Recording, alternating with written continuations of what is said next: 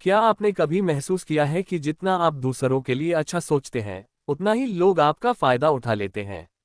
क्या अच्छा और संवेदनशील होना इस दुनिया में कोई गलती है? क्या दयालु इंसान हमेशा हार जाता है? दोस्तों, आज की इस कहानी में हम जानेंगे कि कैसे एक इंसान संवेदनशील, करुणामय और दयालु होकर भी मजबूत और जागरूक रह सकता है ताकि कोई उसका फायदा न उठा सके।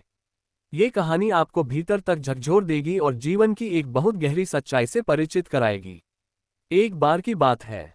एक युवा लड़का जंगल के बीच एक पेड़ पर मुक्के मार रहा था। वह बहुत गुस्से में था, शायद किसी ने उसे धोखा दिया था। उसके हाथों से खून बह रहा था, लेकिन उसका दर्द रुका नहीं था। वह चीख रहा था, रो रहा था और अपने मन का सारा गुस्सा उस पेड़ पर उतार रहा था। उसी समय एक भिक्षु झरने की ओर जा रहे थे। जब उन्होंने उस युवक को देखा तो वे रुक गए। वे कुछ बोले नहीं, बस उसे देखने लगे, शांत, स्थिर और दयालु दृष्टि से। युवक चिल्लाया, आप मुझे ऐसे क्यों देख रहे हैं? जाइए यहाँ से। क्या आपको मजा आ रहा है मुझे इस हालत में देखकर? भिक्षु मुस्कुराए और बोले, मैं तो कुछ नहीं कर रहा। मैं बस देख रहा हूँ जैसे ये पेड़, ये झरना, ये आसमान तुम्हें देख रहे हैं। युवक हैरान रह गया। वह बोला, आपको शर्म नहीं आती? एक इंसान रो रहा है और आप मदद भी नहीं कर रहे। भिक्षु शांत स्वर में बोले, अगर मैं तुम्हारे आंसू पोंछ दूंगा तो तुम्हारा दर्द कुछ समय के लिए कम होगा, लेकिन फिर वही लोग, वही हालात तुम्हें फिर चोट पहुंचाएंगे।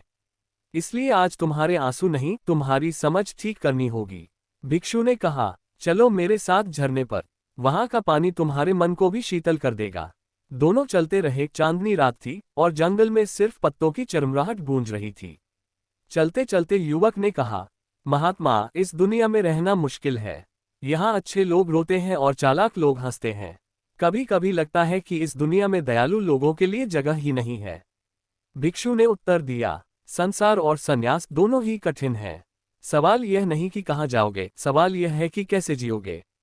भिक्षु ने कहा, याद रखना, धोखा उन्हें ही मिलता है जो भावनात्मक रूप से कमजोर होते हैं। इसलिए अपने भीतर की संवेदना को छिपाओ नहीं, लेकिन किसी को यह एहसास मत होने दो कि तुम्हारा दिल आसानी से पिघलता है। स्मॉल डायमंड पहली सीख, ऊपर से कठोर, भीतर से करुणामय बनो। लोग तुम्हारी दया का नहीं, तुम्हारी मजबूती का सम्मान करेंगे। स्मॉल डायमंड दूसरी सीख, कभी किसी पर जल्दी भरोसा मत करो। रिश्ते को समय दो, क्योंकि समय ही इंसान का असली चेहरा दिखाता है। स्मॉल डायमंड तीसरी सुख, चापलूसी करने वालों से सावधान रहो। वे तुम्हारी तारीफ इसलिए नहीं करते कि तुम अच्छे हो, बल्कि इसलिए कि उन्हें तुमसे कुछ चाहिए। सहायता करते समय सोचो, जिसे मदद दे रहे हो क्या वह कभी लौटाने योग्य है?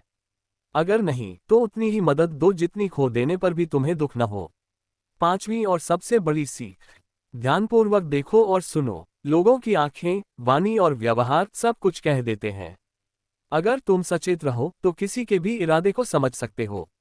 दोनों झरने तक पहुंच चुके थे। दोनों ने शीतल जल में स्नान किया। युवक का चेहरा शांत हो चुका था। उसकी आंखों में अब दुख नहीं था, बल्कि समझ थी। भिक्षु मुस्कुराए और बोले, संवेदनशील होना बुरा नहीं है, लेकिन असावधान होना मूर्खता है। दयालु बनो, लेकिन जागरूक रहो। करुणा रखो, लेकिन विवेक मत खो। यही सच्चे जीवन का मार्ग है। तो दोस्तों, क्या आप भी ऐसे इंसान हैं जिनका लोग बार बार फायदा उठा लेते हैं?